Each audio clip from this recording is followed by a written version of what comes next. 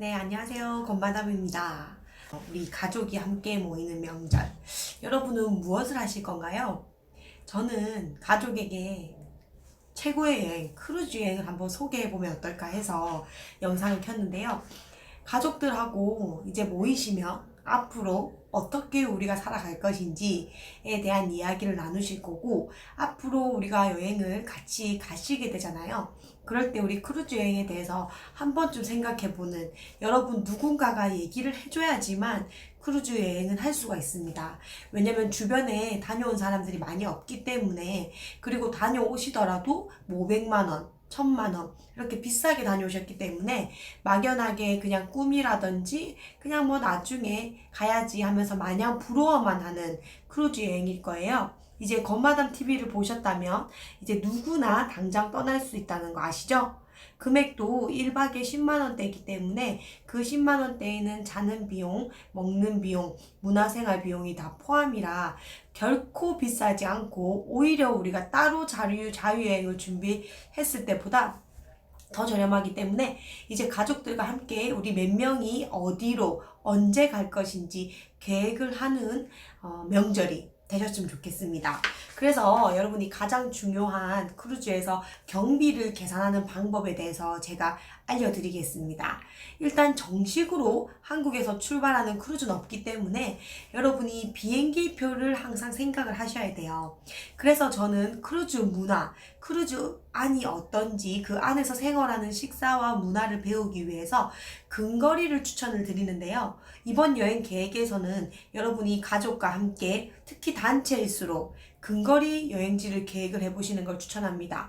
그렇다면 한국을 제외한 모항지 출발하는 크루즈는 일본, 중국, 싱가포르이 될 것입니다. 저도 현재 이 세 군데를 통해서 크루즈를 탑승을 했고요. 그렇다면 여러분이 생각을 했을 때 일본에서 탑승을 한다고 하면 아무래도 일본 사람들이 많을 거고요. 중국에서 탑승하면 당연히 중국 분들이 많습니다. 그리고 싱가포르에서 출발하니까 싱가포르는 그래도 조금 다국적 인들이 모여 있어서 그런지 많은 해외에서 오신 분들이 많으시더라고요. 그래서 조금 해외스럽게 경험을 했던 것 같아요. 그렇다고 꼭 중국에서 출발한다고 해서 꼭 중국 사람만 많은 건 아닌데, 제가 탔던 14박 15일 일정은 굉장히 세계에서 모인 분들이 오셨고요. 짧은 기간 3박 4일, 2박 3일 이럴 경우는 중국인 분들이 많습니다. 하지만 중국인 분들이 많다고 해서 단점도 있겠지만 제가 생각했을 때는 장점이 있다라고 보면, 중국 분들은 일단 한국 분들보다는 매너를 막 지키거나 막 이렇게 크루즈를 제대로 귀족처럼 즐기는 문화는 아니기 때문에 조금 시끄럽거나 조금 그냥 막 되게 북적북적해요. 그리고 목소리도 아시다시피 크잖아요. 그래서 제가 아이를 데리고 갔을 때는 굉장히 그게 편했습니다. 실제로 서양 분들이 있을 때는 이렇게 조용하고 매너를 굉장히 중요시 생각하기 때문에 아이를 데리고 갈 때 아이가 운다거나 좀 식당에서 좀 시끄럽게 한다거나 뭐 이런 부분에 대해서 되게 굉장히 매너적인 부분에서 눈치를 보게 되더라고요. 근데 중국 배에서는 그런 게 굉장히 자유로워서 아이들을 데리고 간다면 중국 크루즈도 굉장히 매력적입니다. 저 같은 경우에는 그래서 굉장히 자유롭게 잘 이용을 하고 있고요.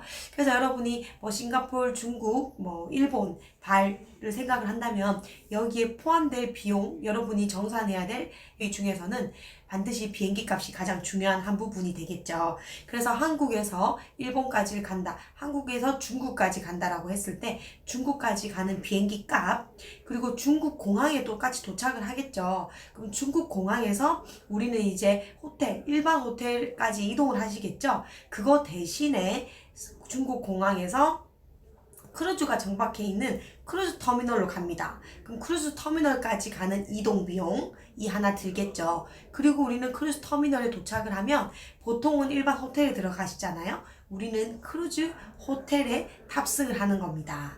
똑같이 체크인을 하고 공항처럼 체크인을 하고 탑승을 하시면 됩니다. 그러면은 가장 큰 비용은 비행기 값과 이제 공항에서 터미널까지 이동하는 비용, 그리고는 이제 크루즈 상품, 여러분이 크루즈를 이제 이미 예약을 하고 가셨잖아요. 그때 결제했던 크루즈 비용이 포함될 것이고요. 그리고 마지막으로 조금 기본 비 중에 선상 팁이라고 있어요.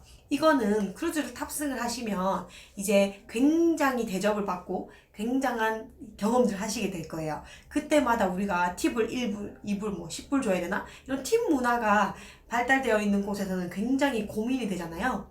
그래서 크루즈에서는 아예 팁을 딱 정해놨습니다. 1일당, 1박당, 한 사람당 얼마, 딱 이런 식으로요. 그래서 3박 4일이면 보통 하루에 10불에서 15불 선에서 1박당 청구를 합니다. 그러면 3박이면 뭐 15불로 쳤다고 하면 45불이 되겠죠. 이렇게 선상 팁을 별도로 아예 청구를 하기 때문에 여러분이 팁을 줘야 되는 게 부담감도 없죠. 그래서 저는 굉장히 편하더라고요. 저희가 뉴욕만 갔을 때만 해도 제가 지불하는 비용의 거의 20%, 18%에서 20%까지 팁을 요구를 하더라고요. 당당하게 말이죠. 그때마다 굉장히 당황을 해서 뭐 식사를 하거나 택시를 이용하거나 할 때마다 팁에 대한 계산부터 해야 되고 그게 부담이 되더라고요.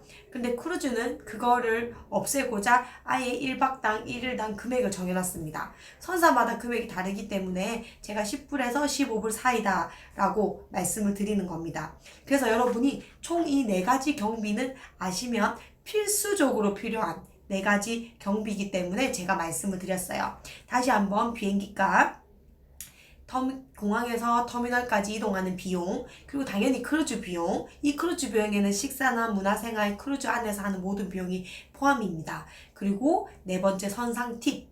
이 4가지는 여러분이 크루즈 여행을 계획할 때 총 얼마의 경비가 든다라고 생각을 하고 준비를 하셔야 됩니다. 그리고 그 외에 나머지 비용은 다 옵션이기 때문에 옵션 비용을 생각을 하자면 크루즈에서 이제 옵션 비용으로 보통 제가 쓰는 비용은 인터넷 비용.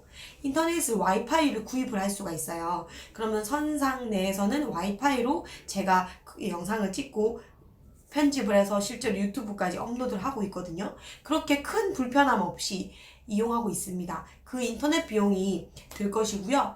그 다음에 또 술은 유료입니다. 술은 유료이고 그 다음에 카지노에서 여러분이 노는 비용은 당연히 개인 비용이기 때문에 별도로 비용이 들고요. 그리고 실제로 뷔페 레스토랑이나 뭐 스낵바 같은 데 가면 커피를 뽑아 먹을 수 있는 이제 아메리카노 정도는 있거든요. 아메리카노. 그런 거는 당연히 내가 스스로 뽑아 먹어야 되기 때문에 무료이지만 내가 이렇게 잔에다가 이렇게 서빙을 받아서 먹는 커피는 유료입니다. 탄산도 마찬가지입니다. 제가 그냥 이렇게 뷔페 식당에 가면 있는 탄산은 내가 뽑아 먹는 거기 때문에 서비스 비용이 없잖아요. 그래서 무료이지만 내가 식당이나 이런 데 가서 콜라나 탄산음료 사 먹는 건 유료예요. 그래서 그런 비용이 들 것이고, 그리고 실제로 뷔페나 정찬 레스토랑 2,000명, 3,000명이 수용 가능한 그런 식당조차도 다 무료예요. 코스 요리도 무료예요. 하지만 이렇게 코스 요리를 먹으러 가시면 이게 무료가 맞나 생각하면서 계속 먹게 될 거예요. 먹으면서도 이게 공짜 맞을까? 막 염려가 되실 거예요. 그래서 무료는 맞는데 가끔씩 메뉴판을 보고 코스 요리 같은 건 여러분이 주문을 하게 됩니다. 그러면은 뭐 에피타이저, 메인 요리, 디저트, 음료 이렇게 주문을 하게 되는데요. 그때 주문할 당시에 보면 보통 음식마다 가격표가 없어요. 근데 일부 아주 조금씩 무슨 뭐 랍스타라든지 좀 특이한 요리 같은 경우에는 옆에 가격표가 10불, 20불 있습니다. 그럼 가격표가 있으면 유료고요. 없으면 무료예요. 이거를 뭐 우리가 헷갈리게 뭐 무료, 유료 이렇게 구분해 놓은 게 아니라 딱 가보시면 메뉴판이라든지 식당마다 이렇게 금액이 적혀 있어요. 그러면 유료고 금액이 없으면 무료예요. 그래서 찝찝하시면은 물어보시면 되고요. 하지만 저 같은 경우에는 처음, 두 번째 이렇게 이용할 때는 거의 무료만 이용을 해도 충분히 차고 넘치기 때문에 별로 따로 추가 비용에 대한 걱정이 없습니다. 그리고 나머지 여러분이 쇼핑을 한다거나 그런 비용은 당연히 유료로 들겠죠. 그리고 이제 크루즈의 매력은 내가 자는 동안 이게 크루즈가 이동을 하기 때문에 이제 눈을 떴을 때 도착하는 나라에서 내리고 싶다. 내려서 이렇게 구경을 하고 싶다. 그거는 옵션이기 때문에 여러분이 기항지 비용은 별도로 생각을 하셔야 됩니다. 근데 제가 추구하는 크루즈 여행은요. 일단 근거리 일본, 중국, 싱가포르 출발 타셔서 크루즈 안에서 2박 3일, 3박 4일 동안 알차게 보내는 겁니다. 왜냐면 실제로 크루즈 안에서 참석을 해보시면 진짜로 2박 3일, 3박 4일 동안 곳곳이 꼼꼼하게 다 못 볼 정도로 굉장히 많은 이벤트라든지 액티비티들이 있습니다. 그래서 2박 3일, 3박 4일 짧은 일정으로 갔을 때는 크루즈 안을 샅샅이 한 번 정도는 경험을 하셔서 다녀오시고요. 두 번째 갈 때는 이제 기항지까지 조금 공부를 하셔서 여유있게 준비하시면 눈을 떴을 때마다 다른 나라를 도착했을 때 내려서 기항지도 구경을 하시고 다시 타시고 이렇게 즐겁게 크루즈 여행을 알차게 보낼 수 있습니다. 그래서 첫 번째 여러분이 일단 단기간으로 여행 계획을 잡아보세요. 2박 3일이던 3박 4일이던 4박 5일 정도 보통 우리가 근거리로 여행을 많이 가기 때문에 그 일정의 크루즈를 예약을 하셔서 근거리로 다녀오신다면 정말 저처럼 뭐 100만 원 이하, 심지어 50만 원, 심지어는 멤버십을 이용을 해서 무료로 또 여행을 하실 수 있습니다.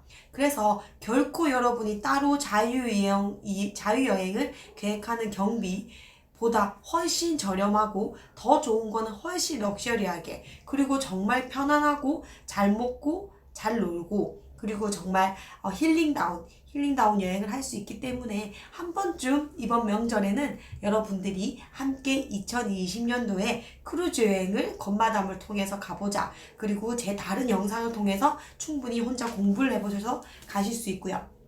이 책을 통해서 크루즈를 그냥 여행 갈 수도 있지만 100배 즐기기 를 하기 위해서는 공부를 많이 하는 만큼 크루즈 안에서의 문화생활이라든지 더 많은 심지어 룸서비스, 조식 룸서비스가 무료인데요. 이것도 어떻게 시키는지 그 다음에 어떻게 무료로 이용을 하는지 이런 팁들을 다 배우시면 조금 더 100배 즐기기 그리고 조금 더 경비를 절감을 하셔서 크루즈 여행을 즐기실 수 있습니다. 그래서 이번 명절을 맞아서 우리 가족과 함께 크루즈 여행을 근거리로 저렴하게 계획을 해서 20년도는 우리 구독자분들은 다 크루즈 여행을 다녀오셨으면 좋겠어요. 모두 응원드리겠습니다. 궁금한 거는 아래 확인을 하셔서 문의를 주시고요. 그리고 영상 구독, 좋아요 꼭 부탁드리고 댓글도 남겨주시면 너무 감사하겠습니다. 여러분 20년도도 새해 복 많이 받으시고요. 가족들과 친척들과 즐거운 명절 되시기 바랍니다. 안녕.